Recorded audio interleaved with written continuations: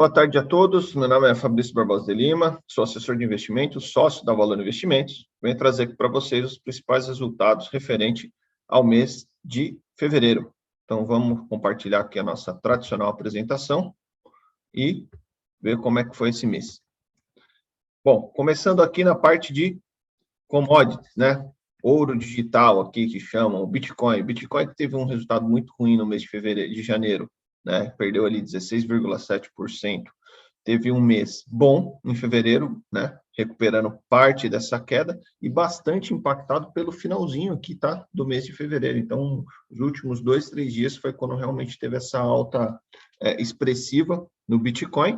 E aí o motivo pelo qual ele subiu bastante foi justamente a guerra entre a Rússia e a Ucrânia. Então, a Rússia decidiu invadir a Ucrânia ali no dia 24 de fevereiro, e o mercado como um todo, tanto a Rússia quanto a Ucrânia, eles viram a possibilidade de utilizar o Bitcoin para mitigar algum risco, primeiro, de não conseguir capital, né, em virtude de estar em guerra, segundo, principalmente por parte da Rússia, como ela foi decidido ali pelos países que a Rússia ela vai deixar de fazer parte do SWIFT, que é o Sistema Interbancário Mundial, né, financeiro, ou seja, ela vai ficar isolada, impossibilitada de comercializar com o mundo. Então, acaba que o Bitcoin, por não ser uma moeda centralizada e por não ter um órgão regulador central, ela consegue, enfim, fazer todas as suas transações através dessas moedas digitais. Então, está aí talvez as explicações pelo fato do qual o Bitcoin subiu tanto nesses últimos dias do mês de fevereiro. Tá? Em relação ao índice de commodities, né, que esse segundo valor aqui cotado em dólares, foi mais um mês positivo, já está quase com 15% acumulado em 2022, então aqui a gente está falando de minério de ferro, estamos falando de ouro, estamos falando de petróleo. Quando a gente olha especificamente o petróleo, em janeiro ele subiu 17,3%, em fevereiro ele continuou subindo, então 10,7%, já acumulando quase 30% de alta em dólares, aqui o preço do barril do petróleo.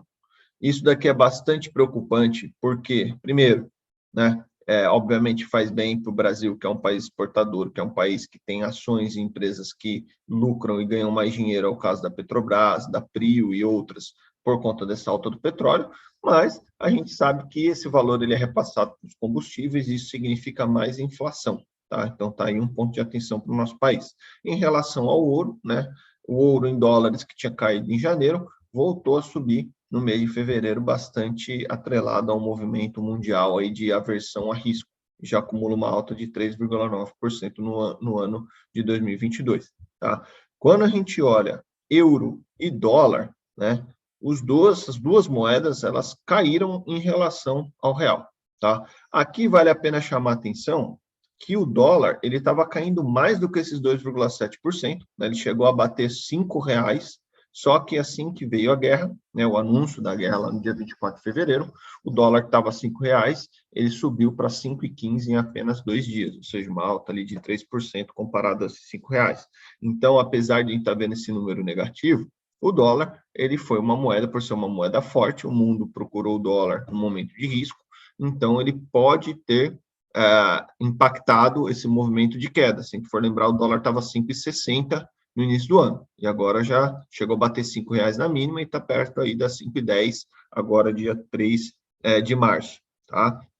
As bolsas mundiais, Nasdaq, Dow Jones e S&P, as bolsas americanas, continuaram caindo. Isso daqui é um movimento clássico, né? Dado que a bolsa é ativo de risco e que o Banco Central americano vem indicando e vem comunicando que agora, por exemplo, em março, vai ter uma subida de juros. Isso a gente vem falando nos outros vídeos, que é ruim para esses ativos que são de risco. Então, naturalmente, essas bolsas que já estão com seus múltiplos elevados, né, com bastante valor lá no futuro, quando a gente sobe juros, traz a valor prevente, essas empresas elas perdem valor de mercado.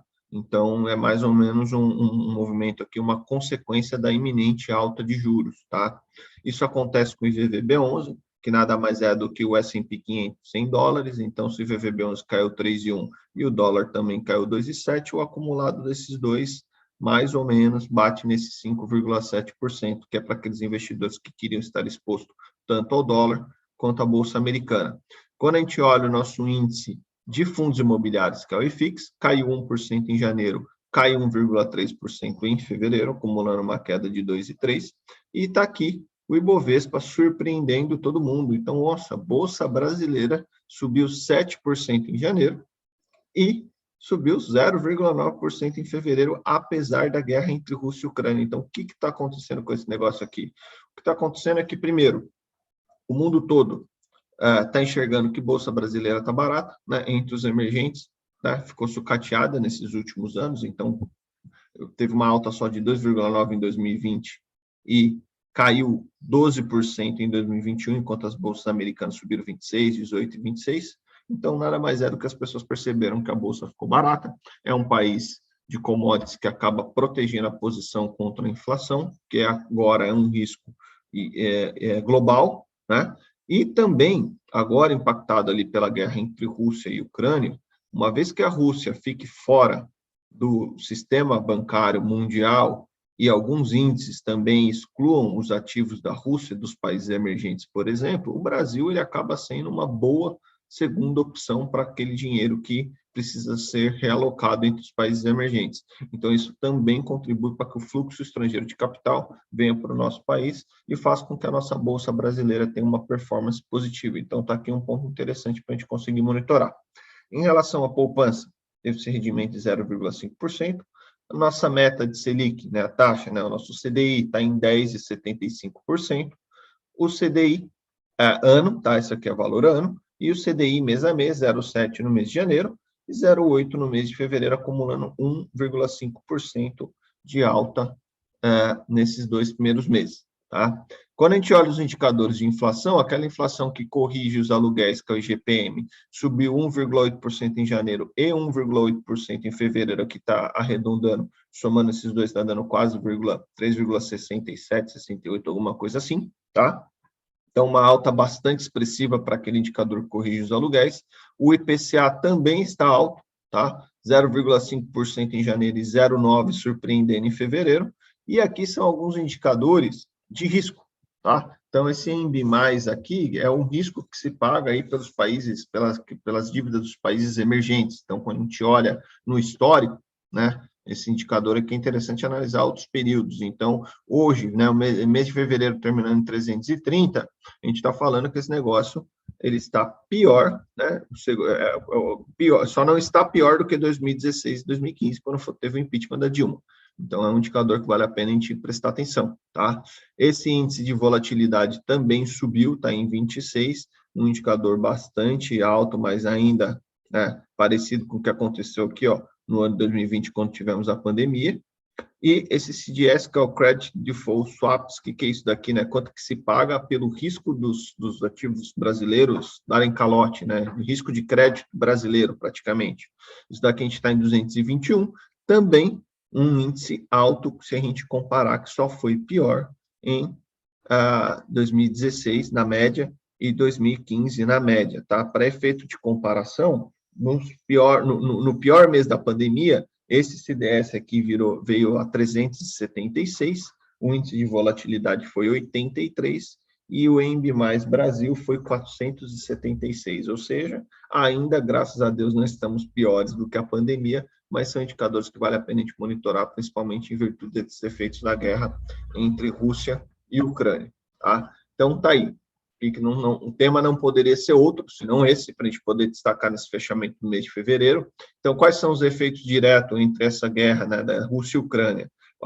Um choque de oferta e o aumento da pressão inflacionária global. Por quê? Porque vai ter aumento no preço de petróleo, já vimos aí que passou dos $100 o barril, 105 agora, e gás natural, principalmente se a gente levar em consideração que a Rússia fornece mais de 30% do gás natural consumido na Europa, motivo pelo qual, inclusive, alguns países da OTAN estavam receosos em subir o tom contra a Rússia, porque ele pode ir lá, né, o Vladimir Putin pode desligar o botãozinho de gás, e isso vai gerar um transtorno enorme para a Europa e para o mundo, uma vez que fábricas vão parar e as pessoas vão ficar praticamente sem ter como utilizar o gás para aquecimento, entre outras coisas. Tá? Em relação aos grãos, e aí só do ponto de vista da Ucrânia, é um país exportador global de grãos, então a gente espera uma alta no preço de trigo e de milho. E os impactos indiretos são justamente o impacto em confiança, né? As pessoas talvez consumam menos porque estão preocupadas, guardem mais o dinheiro embaixo do colchão, tenham uma certa aversão a risco. Os impactos que poderiam ser extremos, por exemplo, um barril de petróleo a $150, né? O Banco Central americano subiu os juros de uma maneira mais rápida e mais intensa do que estava previsto, né? Para tentando equilibrar essa pressão inflacionária, né? Porque, por um lado, a gente tem a inflação, né?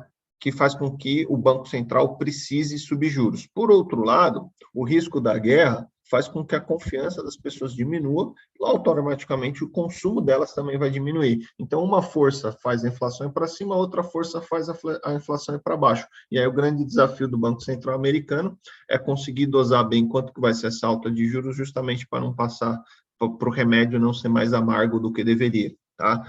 Quando a gente olha para o Brasil especificamente, as commodities em alta, né, mais a realocação dos portfólios globais, né, o dinheiro que sai da Rússia e vem para o Brasil, pode gerar um fluxo positivo para os ativos brasileiros. Então, o motivo pelo qual a gente vê a nossa bolsa hoje a 115 mil pontos, né, diferentemente de outras bolsas mundiais que vêm em queda no dia de hoje. E aí fica a dúvida, então, como que a gente deveria alocar capital nesse ambiente? Então, o primeiro ponto, né, sempre optando por moedas fortes, aí a gente cita dólar e franco suíço, né, que ganham valor em cenários de risco como esse. O único ponto de atenção do dólar é que, como o nosso câmbio estava muito depreciado, né, se eu não me engano, no ano passado, o Brasil foi a segunda ou terceira moeda que mais perdeu valor, só perdeu, se eu não me engano, para a Turquia e para a Argentina. Então, assim, já foi uma moeda que sofreu muito, a gente está na contramão do mundo, né? Enquanto o dólar está se valorizando frente a todas as outras moedas do mundo por conta da guerra, o Brasil, que já estava extremamente desvalorizado, está fazendo um movimento contrário, porque está vindo muito dinheiro para cá, porque aqui os juros estão altos, porque aqui a gente tem uma bolsa com bastante peso em commodities. Então, a gente tem que prestar bastante atenção e ver qual dessas forças que vai ganhar. Ou é a versão a risco que vai fazer o dólar subir, ou, apesar da versão a risco, o dinheiro é tanto que vai vir para o Brasil que ainda assim o dólar não suba. Então, essa é uma maneira de você conseguir alocar capital pensando em diversificação, mas com esse ponto de atenção que talvez a moeda, né, o câmbio, o dólar, não suba, inclusive pode até cair. Existem casos de análise que defendem a possibilidade de que o dólar vai cair mais, tá? Com o valor justo ali próximo de 4,60, 4,70, tá? Nos Estados Unidos, essa busca por proteção fez com que os juros longos, né, aquela possibilidade de você poder investir e esperar mais tempo, caíssem, porque as pessoas não têm interesse de investir a longo prazo, elas estão preocupadas com hoje, né? Apesar da inflação, porque a inflação deveria fazer juros longos subir, mas o medo faz os juros longos cair, tá? Nos países emergentes, não. A inflação, ela realmente domina e aqui os juros sobem. Né? Sob o ponto de vista de bolsa, para aqueles investidores que gostam, né, e querem aproveitar aí algum outro ativo que esteja desvalorizado, a recomendação é buscar por ativos de qualidade, aqueles ativos que têm alto retorno sobre o capital empregado, baixa alavancagem, baixa dívida e tem um poder de preço, né? Ou seja, conseguem repassar a inflação na medida que a inflação for chegando e for aumentando. Quando a gente enxerga, né, um cenário, uma crise geopolítica tão grave quanto essa, né, e aí olhando, obviamente, do seu ponto de vista financeiro, a gente sabe que, obviamente, as vidas que estão sendo perdidas e os impactos são enormes, mas aqui o meu papel é sempre levantar seu ponto de vista financeiro. Então, o que eu gostaria sempre de enfatizar, que as crises, né, elas têm um único elemento comum entre todas, que elas passam. Então, assim, muita calma, mantenha o portfólio diversificado, tá? Respire em fundo, né? E aí, quais são os riscos que aí é meu papel e do nosso escritório monitorar e, se necessário, entrar em contato com vocês para algum tipo de realocação de carteira. Primeiro, é um risco de guerra mundial, né? Que é isso com certeza levaria o mundo a uma recessão global, mas hoje, principalmente, os riscos mais possíveis, né? Mais prováveis, que a gente precisaria monitorar é a política monetária do Banco Central americano, que é como e com que agressividade que eles vão subir os juros. A princípio, a primeira alta é de 0,25 pontos percentuais nessa próxima reunião de março. Tá? E um outro fator para a gente levar em consideração também são as eleições no Brasil, e aí quais vão ser as políticas e quem que vai ser eleito e para qual caminho que o nosso país vai ser conduzido.